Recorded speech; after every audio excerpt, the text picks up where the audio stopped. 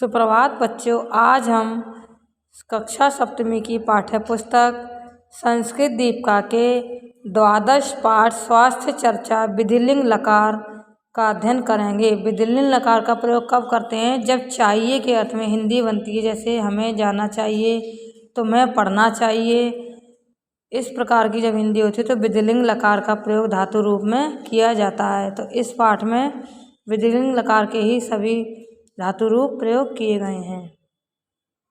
शिष्या गुरुवर प्रणमाम वयम प्रणमामः। शिष्या मतलब सभी बच्चे एक साथ खड़े होकर गुरुजी को नमस्कार कर रहे हैं। आचार्य आयुष्मंत संतु, सभी लंबी आयु वाले हो। उपविशन्तु भवन्तः, आप सभी बैठ जाएं। शिष्य गुरुवर गुरुजी, अद्य वयम कस्मिन् विषये वार्तां करिष्यामः। आज हम किस विषय में वार्ता करेंगे, बातचीत करेंगे? आचार्य अद्य अहम भवद्भ्य स्वास्थ्य विषयं किंचित ज्ञानम दास्यामि। आज मैं आप सभी को, भवद्भ्य मतलब आप सभी को स्वास्थ्य विषय के बारे में, अपने हेल्थ के बारे में कुछ ज्ञान दूंगा। दास्यामि मतलब दूंगा। किम भवदेव आयुर्वेदस्य नाम श्रुतम, क्या आप सभी ने, भवदेव अर्थात आप सभी ने आयुर्वेद का नाम सुना है? शिष्य आम ऋषिवर, हाँ ऋषिवर, गुरुजी को ऋषि भी बोलते हैं, तो हाँ ऋषिवर सुना है। आयुर्वेद प्राचीन भारतीय चिकित्सा पद्धति, आयुर्वेद क्या है? भारतीय प्राचीन भारत की चिकित्सा पद्धति। पुराने हमारे प्राचीन काल में आयुर्वेद की पद्धति से ही सभी बीमारियों का उपचार किया जाता था। परम अधिकम न जानामि, परंतु मैं ज़्यादा नहीं जानता इसके बारे में। भवान वदतु, कृपया आप बताएं। भवान अर्थात आप हमें बताएं। वही बच्चों को ज़्यादा नहीं पता था तो वो बोले कि हाँ ये पता है हमें कि प्राचीन भारत की चिकित्सा पद्धति है, लेकिन और ज़्यादा नहीं जानते, तो उसके बारे में आप हमें बताएं।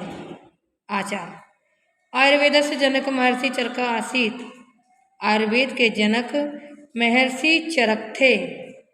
सह चरक संहिता नाम आयुर्वेद से ग्रंथ अलिखत, उन्होंने चरक संहिता नाम की आयुर्वेद का ग्रंथ लिखा था। शिष्य आचार्य गुरुजी, किम आयुर्वेदे विविध चूर्ण रसायन वनस्पति भी चिकित्सा होती, क्या आयुर्वेद में विभिन्न प्रकार के चूरन जो पिसे हुए चूरन होते हैं, रसायन मतलब केमिकल, काढ़ा जिसको बोलते हैं, जिसको हम लोग अब काढ़ा बोलते हैं, तो वो रसायन। वनस्पति अर्थात जड़ी बूटी, पत्ते वगैरह, पेड़ की छाल वगैरह, इन सब से चिकित्सा होती है।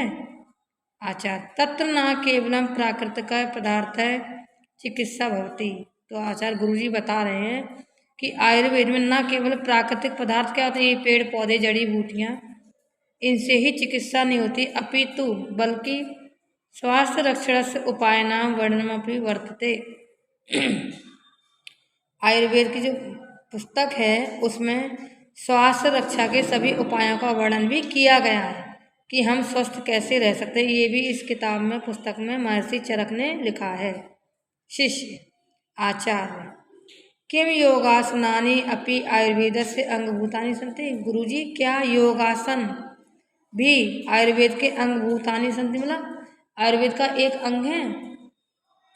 आचार्य नहीं, योग शास्त्रम तो आयुर्वेद से सहायकम शास्त्रम अस्ति, नहीं, योग शास्त्र तो केवल आयुर्वेद का एक सहायक शास्त्र है, उसका अंग, उसका पार्ट नहीं है, उसका एक सहायक है। अगर हम जल्दी ठीक होना चाहते हैं तो हम योगाभ्यास वगैरह करते हैं, तो उससे जल्दी हमारे ऊपर दवाइयों का असर होता है, इसलिए उसका एक सहायक शास्त्र है वो। किंतु यदि वयम आयुर्वेदे वर्णितानां स्वास्थ्य नियमानां पालनम कुर्याम, किंतु आयुर्वेद में जो स्वास्थ्य के नियम लिखे गए हैं हम उनका पालन करते हैं। हितम मितम ऋतम च भोजनम खादें, समय के अनुसार, आवश्यकता के अनुसार शुद्ध भोजन खाएं।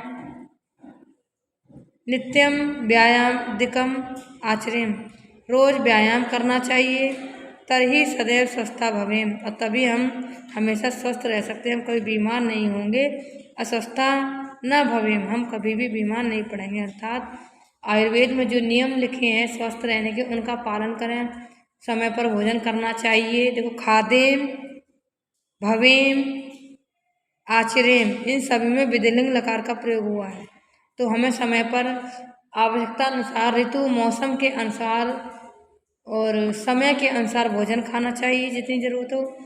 रोज व्यायाम करना चाहिए, इससे हम हमेशा सदैव स्वस्थ रहेंगे, हम कभी बीमार नहीं पड़ेंगे।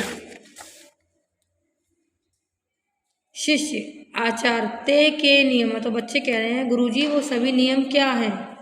आचार्य गुरुजी संक्षेपेण कथयामि, संक्षेप में बताऊँ, वही क्लास में पढ़ाई हो रही तो बच्चों के हिसाब से शॉर्टकट में उन्होंने वो नियम बताए। सदा हितकरम भोजन खादे, हमेशा हितकरम मतलब कल्याणकारी भोजन खाना चाहिए जो हमारे स्वास्थ्य के लिए लाभप्रद, जैसे फास्ट फूड जंक फूड होते हैं हमारे स्वास्थ्य को खराब करते हैं। तो हितकर मतलब जो भोजन हमें स्वस्थ बनाए, पौष्टिक हो, उसको करना चाहिए। अर्थात येन भोजने स्वास्थ्य रक्षा स्यात्, जिस भोजन से स्वास्थ्य की रक्षा हो, हम बीमार न पड़े वो भोजन करें। तदैव भोजन खा तब भोजन खाना चाहिए। भोजनम सदा परिमित मात्रायाम भक्षयेत्, भोजन को हमेशा निश्चित मात्रा में खाना चाहिए, अर्थात जितनी आवश्यकता हो उतना ही खाना चाहिए, ना कम खाना चाहिए आवश्यकता से, ना ही ज़्यादा खाना चाहिए, जितनी ज़रूरत हो उतना ही भोजन खाना चाहिए। ग्रीष्मकाले शीतलानि द्रव्याणि खादेत, गर्मी के मौसम में ठंडे द्रव्य, कोल्ड ड्रिंक वगैरह जो हम पीते हैं, लस्सी दूध, वो पीना चाहिए। शीतकाले च उष्णानि द्रव्याणि खादेत, और ठंड के मौसम में उष्णानि अर्थात गर्म द्रव्य, गर्म पेय पदार्थ पीने चाहिए, चाय कॉफ़ी गर्म दूध ये सब पीना चाहिए। बुभुक्षाम बिना कदापि न खादेत, भूख के बिना कभी भी भोजन नहीं करना चाहिए।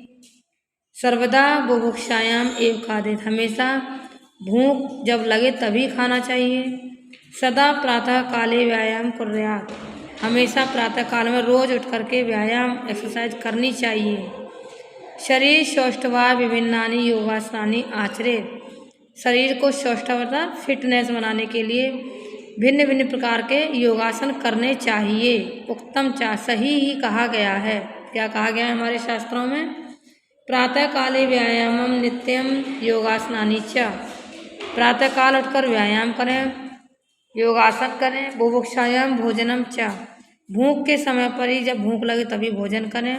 परम हितम मितम ऋतम, और ऋतु के अनुसार ही भोजन करें। कल्याणकारी जो स्वास्थ्यप्रद लाभप्रद भोजन हो वो ही करें ऋतु के अनुसार। मतलब अगर हम गर्मी में गर्म चीज़ खाएंगे तो हम बीमार हो जाएंगे, ठंड में ठंडी चीज़ खाएंगे तो हम बीमार हो जाएंगे। तो ऋतु जैसा मौसम हो उसके अनुसार भोजन हमें करना चाहिए। इस प्रकार से हम स्वस्थ रह सकते हैं, कभी बीमार नहीं पड़ेंगे। तो ये था आपका द्वादश पाठ स्वास्थ्य चर्चा।